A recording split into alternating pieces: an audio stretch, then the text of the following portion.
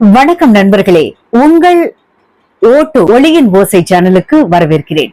இன்றைக்கு நம்மால மறக்க முடியாத ஒரு யாத்திரை, ஒரு குடும்பம், ஒரு பையன், ஒரு தந்தையின் எண்ணங்கள். நம்மை நாமாக கடந்து செல்வதற்கான ஒரு சினிமா பறந்து போ. ஆரம்பிக்கிறதுக்கு முன்னாடி ஒரு சிறந்த திருக்குறளுடன் தொடங்கலாம். தந்தை மகர் காற்றும் நன்றி அவையத்து முந்தி இருப்ப செய்யின். ஒரு தந்தையின் கடமை தனது மகனை நல்லவனாக வளர்ப்பது, அதே பாதையில் செல்வது இந்த படம். முதல்ல கதையினுடைய சுருக்கத்தை பார்த்திடலாம். சிவா ஒரு சாதாரண மனிதன், கிரேஸ் அவரது மனைவி. இவர்கள் ரெண்டு பேரும் மதம் மாறி காதலிச்சு திருமணம் செஞ்சுக்கிறாங்க. பெற்றோருடைய ஒப்புதல் இன்றி சென்னையில் ஒரு அடக்கமான வாழ்க்கை, அபார்ட்மெண்ட், இஎம்ஐ, பள்ளி, பைக், இவை எல்லாமே நாளைய பையனுக்கான முதலீடாகவே அவர்கள் நினைக்கின்றனர். ஆனால் குழந்தையின் மனதை நாம் உணர முடியவில்லையே. ஒரு நாள் இஎம்ஐ சம்பவத்தால் அப்பா மகன் சேர்ந்து ஒரு பயணத்திற்கு கிளம்புகிறார்கள். அந்த பயணமே கதையின் முக்கியமான புள்ளி. கலைஞர்களின் சிறப்பான செயல்பாடுகள் குறித்து பார்க்கலாம். சிவா ஒரு புதிய பரிமாணம். நம்மை சிரிக்க வைக்கும் சிவா இப்போது நம்மை அழ வைக்கும். ஒரு பையனை புரிந்து கொள்ள முடியாமல் தவிர்க்கும் அப்பாவின் உள்ளம். அந்த நூடுல் சாப்பிடும் காட்சி நம் உள்ளத்தில் நெருப்பேற வைக்கும்.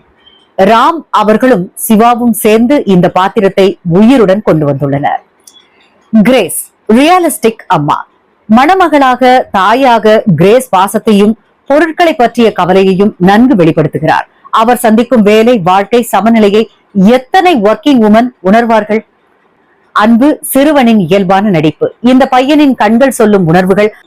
அவன் விளையாடும் போதும் குழப்பப்படும் போதும் நாம் அவனாகவே மாறிவிடுகிறோம். காட்சிகள்னு பார்த்தோம்னா, ராம் படத்தோடு உருகும் வாழ்க்கை. தன் இளமை கால தோழி அஞ்சலியின் வீட்டிற்கு செல்லும் சிவா. அங்கே வியாபாரம் நடத்தும் அஜு வர்கீஸ். எனக்கு இவ்வளவுதான் போதும், அதனால இவ்வளவுதான் தினமும் செய்வேன் என்ற வார்த்தைகள் புத்தரின் போதனையை போல நம்மை உலுக்கும். அதே நேரத்துல பையனுடைய பள்ளி தோழி ஜென்னாவின் மாளிகை வீடு மற்றொரு உலகம். அங்கும் பெற்றோர் பாசம் இருக்கிறது, ஆனால் அது வித்தியாசமான வடிவத்தில். வாத்து முட்டையிலிருந்து டைனோசர் வராது, ஆனா நம்புறதுலதான் சுவாரஸ்யம். இந்த வசனம் நடுத்தர வர்க்கத்தின் கனவுகளுக்கே பிரதிபலிப்பு. சினிமாவின் தொழில்நுட்ப ஆழம், பாடல்கள், கதை, பேசும் இசை. இந்த படத்துல பாடல்கள் தான் கதையை நகர்த்துகின்றன. சந்தோஷ் நாராயணின் இசை உணர்வுடன் கலந்து ஒரு மென்மையான எமோஷனல் ஃப்ளோ தருகிறது. யுவனின் பின்னணி இசை எல்லா முக்கிய காட்சிகளிலும் நம்மை பிரமிக்க வைக்கிறது. ஒளிப்பதிவு ஏகம்பரம். அழகு, இயற்கை, மழை, வீதி ஒவ்வொன்றும் உண்மையான வாழ்க்கை போலவே எடுத்து காட்டப்படுகிறது. அடுத்ததா கிளைமேக்ஸ் பார்க்கணும் இல்லைங்களா? சிறு சலிப்பு, ஆனால் உணர்வு கடந்து செல்கிறது. படத்தின் முடிவில் அன்புவை தேடி செல்லும் காட்சி சற்று நீளமாக தோன்றலாம், ஆனால் அதை உடனடியாக நகைச்சுவையுடன் சமநிலைப்படுத்துகிறார் இயக்குனர் ராம். மீண்டும் நம்மை கதையில் உள்ளடக்கி விடுகிறார். நகைச்சுவை உணர்வு, வாழ்க்கை பாடமாக.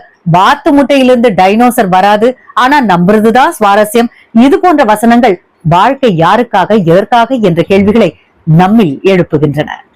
நகைச்சுவை உணர்வு, வாழ்க்கை பாடமாக. வாத்து முட்டையிலிருந்து டைனோசர் வராது, ஆனா நம்புறதுதான் சுவாரஸ்யம்.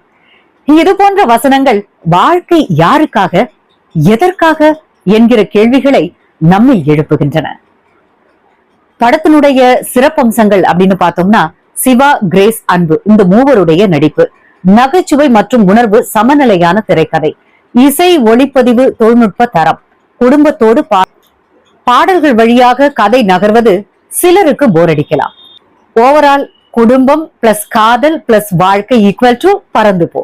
இந்த படம் ஒரு திரைப்படம் மட்டுமல்ல, இது ஒரு குழந்தையால் பெற்றோர் வாழும் அனுபவத்தின் பிரதிபலிப்பு. இது ஒரு பாசத்தை மீட்டெடுக்கும் பயணம். ரேட்டிங்ஸ் அப்படின்னு பார்த்தோம்னா, கதைக்கு ஒரு 4.5, திரைக்கதை அண்ட் வசனத்திற்கு ஒரு 4.5, நடிப்பு அதுக்கு 5, இசை அண்ட் பிஜிஎம் அதுக்கு ஒரு 4, ஒளிப்பதிவுக்கு ஒரு 4, மொத்தத்தில் 4.3 அவுட் ஆஃப் 5. உங்களுக்காக ஒரு சின்ன கேள்வி. உங்கள் பிள்ளைகளுடன் நீங்கள் நாளுக்கு எத்தனை நிமிட நேரம் செலவழிக்கிறீர்கள்?